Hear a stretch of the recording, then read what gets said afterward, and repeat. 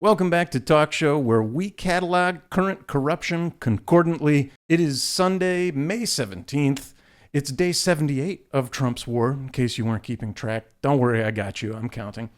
This past week, Trump went to China and reversed his campaign promise to ban Chinese farmland purchases. You'll never guess who owns a company that facilitates those sales.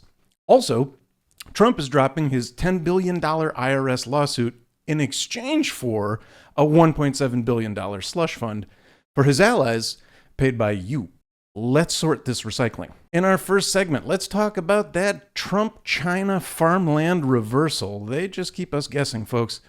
Thursday, Trump is in Beijing and was interviewed by Sean Hannity, who we know is a model of modern journalism. Campaign promise back in September of 2024, he said, we're going to protect farmland, is in brackets there, by saying, you can't come.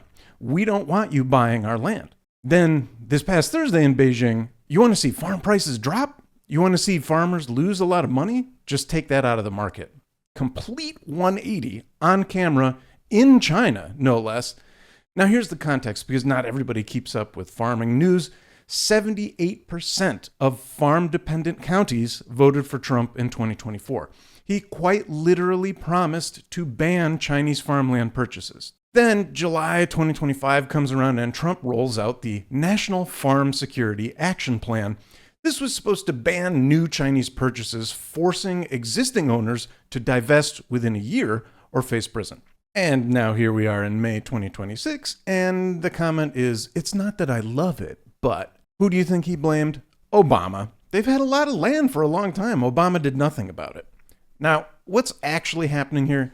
Chinese entities own 277,336 acres of U.S. farmland.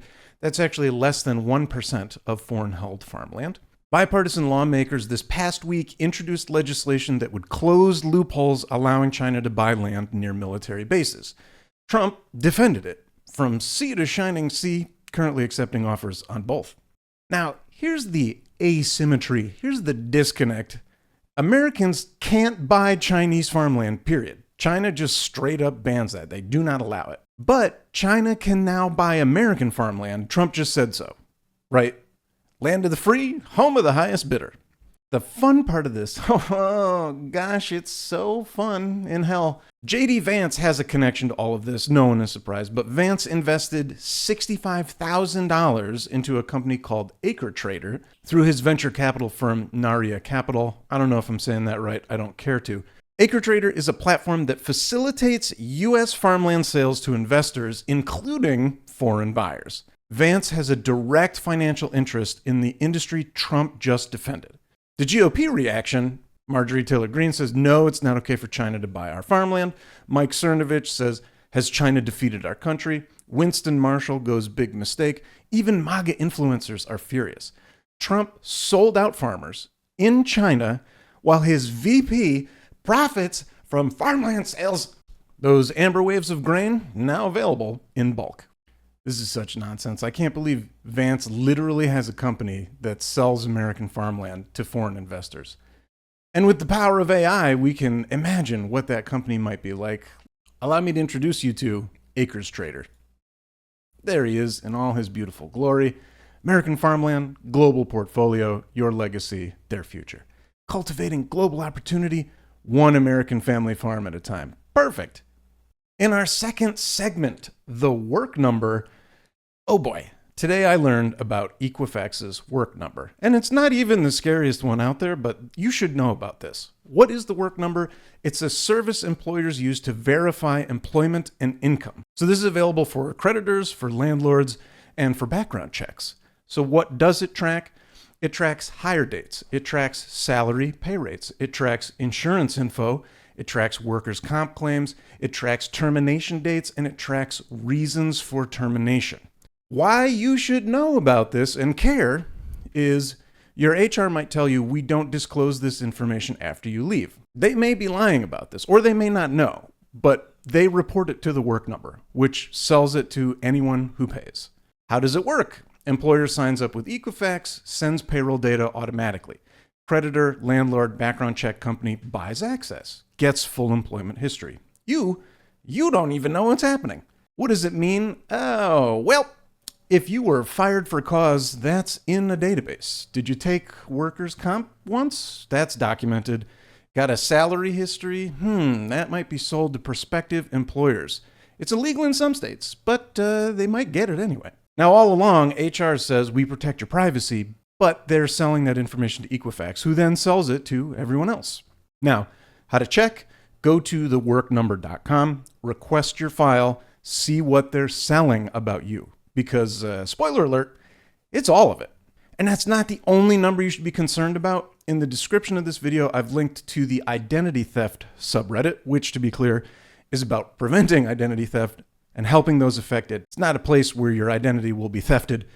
But this lovely subreddit has a master list of all the agencies tracking you and how to freeze that shit. The link is in the description on YouTube. If you're watching on Insta or TikTok, there's a link to the YouTube version in the description. All right, y'all, come on down for world news in a minute. Iran war, day 78. Trump has claimed fantastic trade deals from his China trip. The experts say there were absolutely no major breakthroughs. Gas, still over $4 a gallon, $4.30 plus actually is the national average, and oil, still a little volatile. Let's talk about the China summit. Okay, so Trump defended Chinese farmland purchases. We just talked about that. He walked back campaign promises, including on Taiwan. Created the Board of Trade and Board of Investment, scary ways to probably launder money, and details are still pending. Recent farmland legislation, which farms are such a hot topic right now. Bipartisan bill to expand the Committee on Foreign Investment in the United States, the CFIUS. This bill would essentially expand the committee that reviews land deal near military bases. Sure enough, Trump is opposed to that. We touched on that earlier. Iran, there are no new ceasefire developments, and that love tap still in effect. And the poor farmers, let's not forget about them. They've had their 4th straight year in the red. Diesel costs are now through the roof. You can thank the Iran war for that. And China's soybean deal, something like 25 million metric tons being promised, has nothing in writing. That's your world, folks. Still for sale. All right. In our main story, Trump's $1.7 billion shakedown. Let's talk about this IRS lawsuit. You've probably heard a little bit about this. In January 2026, Trump sues the IRS for $10 billion because somebody leaked his 2019 tax returns. The leaker, a gentleman named Charles Littlejohn, already convicted, sent to prison. But the crony king wanted his 10 bill from the government that he runs, right? So the problem here, he's suing himself. Trump controls the DOJ defends the IRS, Trump is suing the IRS. That's the same team negotiating with itself over how much to pay Trump. Judge Kathleen Williams smartly questioned whether Trump and the defendants are sufficiently adverse for the case to proceed. Translation? This shit is a scam. The new deal, reported by ABC News on Thursday, talks about Trump dropping the $10 billion lawsuit in exchange for, oh, what an exchange, in exchange for $1.7 billion in taxpayer-funded money that would go into a compensation fund. The funds are for allies who claim they were wrongfully targeted by the Biden administration. Fantastic. Who might qualify for that? 1,600 violent January 6 rioters will be thrilled. Entities that are associated with Trump, absolutely. And anyone who claims Biden weaponized the legal system against them. Now, how does this nonsense work, you might ask? Well, join me. 5-member commission with total authority to distribute $1.7 billion. Trump can remove commission members without cause. The commission has no obligation to disclose decision-making. So there's zero insight, there's zero transparency, all from the most transparent administration that's ever lived. The fund comes from Treasury Department's Judgment Fund. That's a permanent appropriation for court settlements. This isn't a court settlement. This is Trump negotiating with himself to raid the Treasury. So what would Trump get out of it? Well, okay, so directly the terms prohibit direct payments to Trump, but entities associated with Trump are not barred from filing claims. And he controls who gets paid. He'll fire commissioners who don't comply. The other lawsuits all folded into this. It started with the $10 billion IRS suit. They've snuck in the $230 million Mar-a-Lago search claim and Russian investigation legal fees, all settled for the cool tune of $1.7 billion to a fund that Trump controls. So what this actually is, a $1.7 billion slush fund paid by taxpayers, distributed to allies, controlled by Trump with no oversight. Think of it as a tip jar, except you're the jar, and you didn't agree to be the jar. It's wild to think that J6ers could be paid from this. Now, thankfully, there are some legal hurdles. Congress didn't appropriate this money. This also bypasses appropriations and creates a new compensation scheme without congressional approval. But Trump's DOJ is just going to fucking do it anyway. So the pattern, as we now know it, China sells out the farmers his VP profits. Farmland campaign promise completely reversed.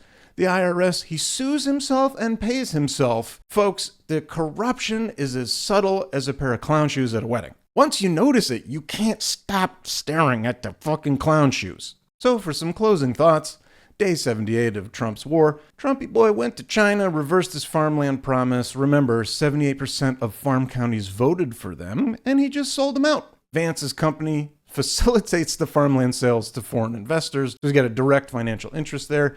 Americans can't buy Chinese farmland, but China can buy yours because Trump says so. Also, your employer may say, we don't disclose that information. They're probably lying. Equifax's work number sells everything about you. Check your file. Trump's lawsuit, blah, blah, blah. Pay the J6ers money. Everybody get fucked.